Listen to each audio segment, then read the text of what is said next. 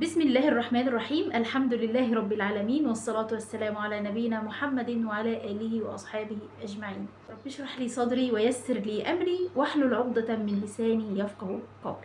اتكلمت معاكم في الحلقة اللي فاتت عن جدول الأمنيات وشرحته لكم شرحا تفصيليا، وانتوا الحمد لله رب العالمين تفاعلتوا مع هذا الجدول، واتمنى ان انتوا تكونوا بدأتوا وشرعتوا في تنفيذه، لان باذن الله في نفع عظيم.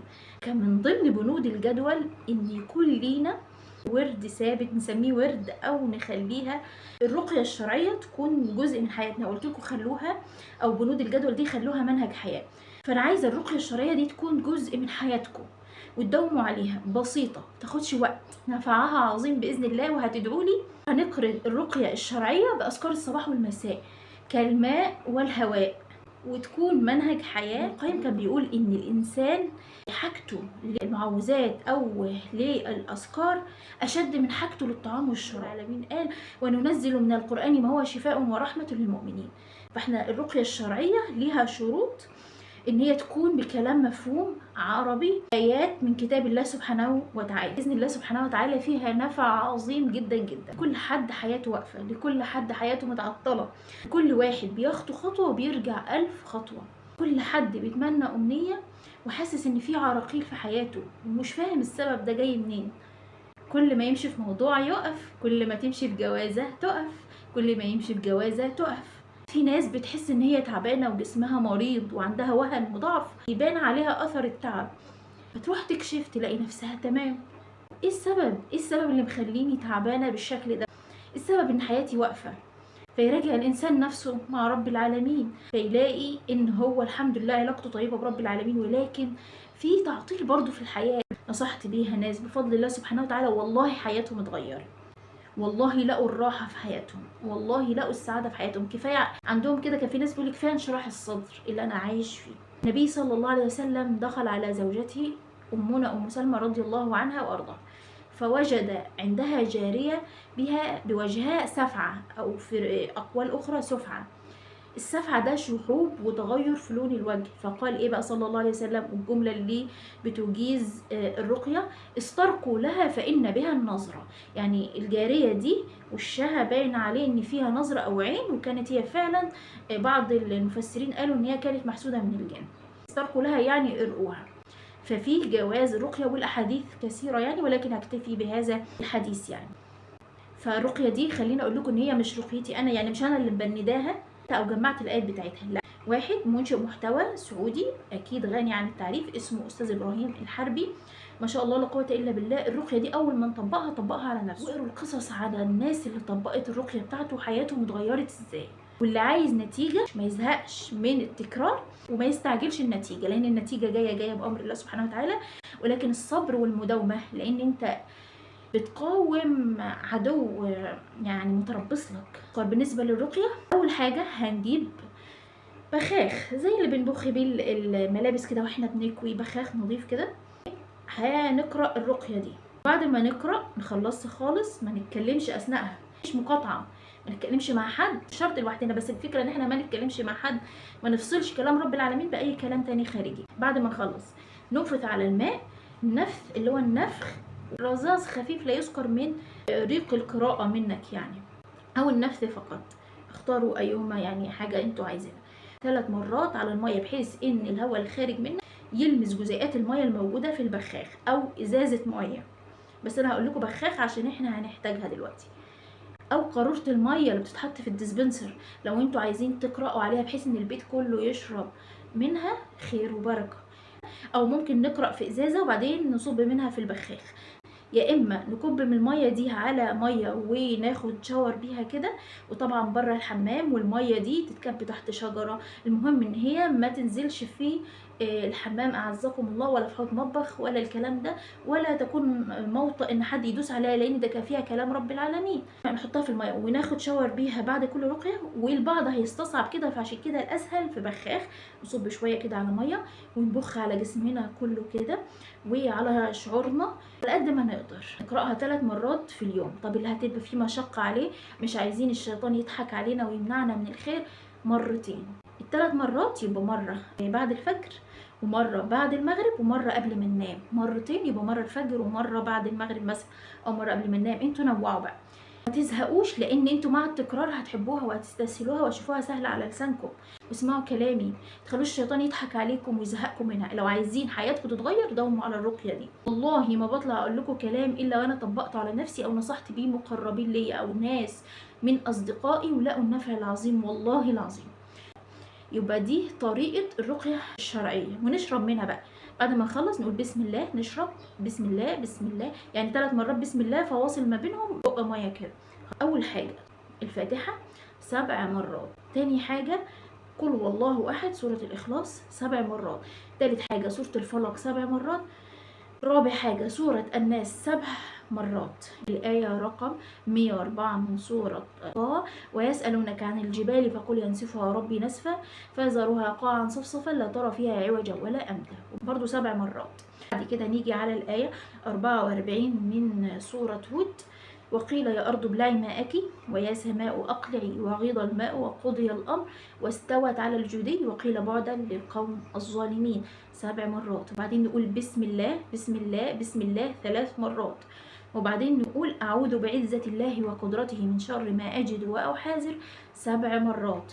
أخيرا نقول أسأل الله العظيم رب العرش الكريم أن يشفيني 7 مرات. بعد ما نخلصهم ننفث على الماء 3 مرات، نشرب منها ونرش منها على جسدنا. داوموا على الرقية وشوفوا الأثر العظيم. محتاجة أقول لكم كلمتين مهمين جدا، الله يرضى عليكم اسمعوهم.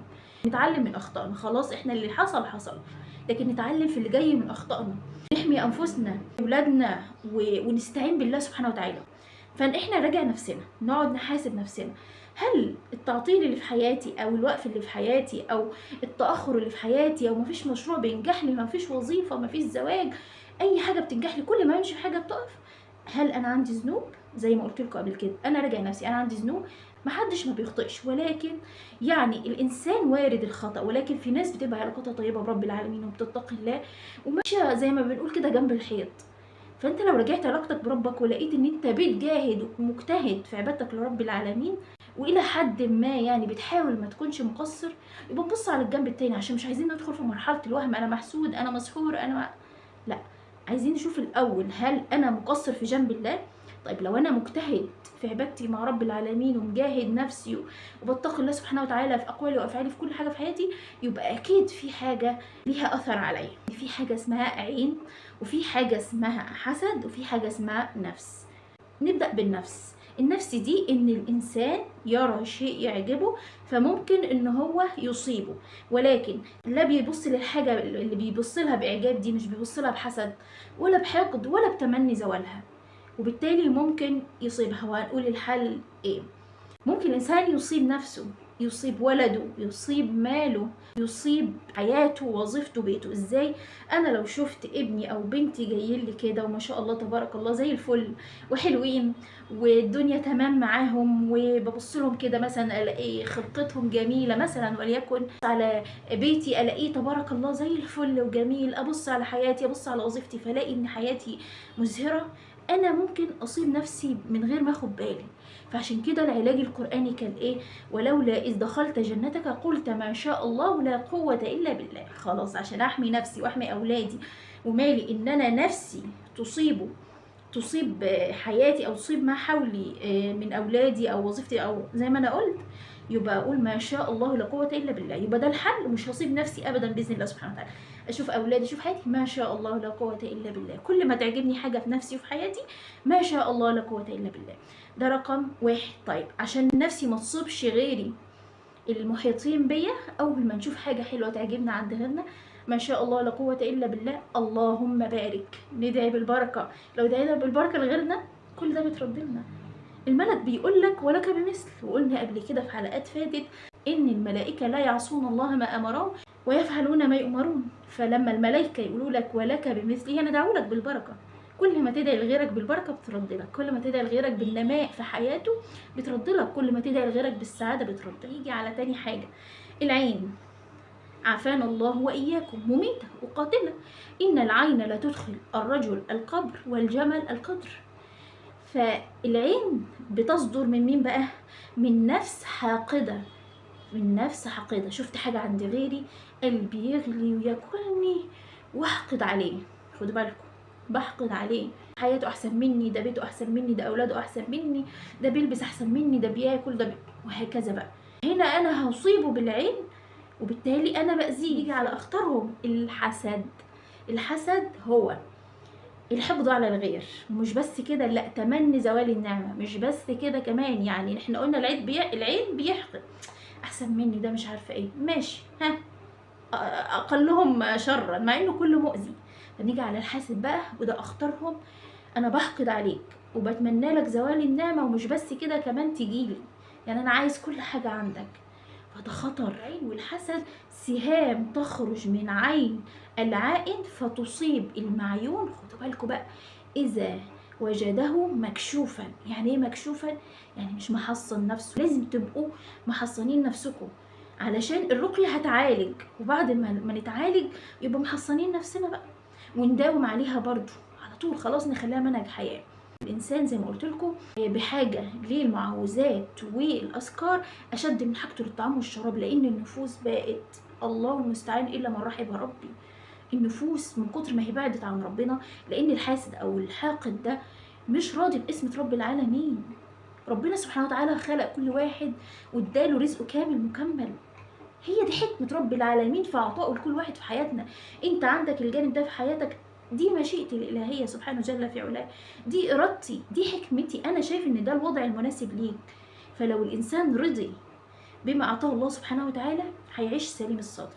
الحاسد بياكل في نفسه، الحاسد بيمرض، الحاسد بيتعب، الحاسد ما بيرضاش بأي حاجة ويفضل شاغل باله بالناس. هو اللي بيبقى عايش في كدر وهم وحزن. انما لو شاغل بالي بنفسي، بتطوير نفسي، بنماء نفسي، سعادة نفسي وحياتي واولادي، بيتي، زوجي، اهلي، اصحابي الصالحين، الناس المحيطين بيا المحترمين الكويسين. في كمان نوع تاني بقى، هو مش بس انا بحقد عليك، ومش بس انا بحسدك، ومش بس انا بديلك عين تجيب اجلك، لا، كمان انا هروح اسحر لك. ما انا قادر بقى، ما انا قادر، وفن الله واياكم عندي فجر. فانا بقى ايه، مش بس كده، لا، ده انا هسحر لك، ده انا الحقد والغل واكل في قلبي لدرجه ان انا هروح هسحر لك بقى، ده انا عايزه ادمرك. فناس بقى عافانا الله واياكم تسحر بالطلاق، بالمرض، عافانا الله واياكم بالموت، بالفراق، بكل شيء يضر الانسان ده. رب العالمين صدق لما قال في كتابه الكريم: واتبعوا ما تتلو الشياطين على ملك سليمان وما كفر سليمان ولكن الشياطين كفروا يعلمون الناس السحر وما أنزل على الملكين ببابل هاروت وماروت وما يعلمان من أحد حتى يقول إنما نحن فتنة فلا تكفر فيتعلمون منهما ما يفرقون به بين المرء وزوجه. السحر نيته خبيثة، تصدر من نفس حاقدة حاسدة متمنية زوال النعمة عن غيرها. فالسحر والحسد والعين وكله مذكور في القرآن. الحسد ذكر في 4 مواضع في القرآن الكريم: في سورة الفلق: ومن شر حاسد إذا حسد. في سورة النساء: أم يحسدون الناس على ما آتاهم الله من فضله. في سورة البقرة: ود كثير من أهل الكتاب لو يردونكم من بعد إيمانكم كفارا حسدا من عند أنفسهم. في سورة الفتح: سيقول المخلفون إذا انطلقتم إلى مغانم لتأخذوها ذرونا نتبعكم يريدون أن يبدلوا كلام الله قل لن تتبعون كذلكم قال الله من قبل فسيقولون بل تحسدوننا بل كانوا لا يفقهون إلا قليلا. 4 مواضع بتتكلم صريحة عن الحسد. عن أبي هريرة رضي الله عنه وأرضاه أن النبي صلى الله عليه وسلم قال: إياكم والحسد فإن الحسد يأكل الحسنات كما تأكل النار الحطب والعياذ بالله. وعبد الله بن مسعود رضي الله عنه وأرضاه قال: لا تعادوا نعم الله. قيل له: ومن يعادي نعم الله؟ قال: الذين يحسدون الناس على ما أتاهم الله من فضله. أول حسد كان في السماء من مين؟ من إبليس عليه لعنة الله لسيدنا آدم عليه السلام.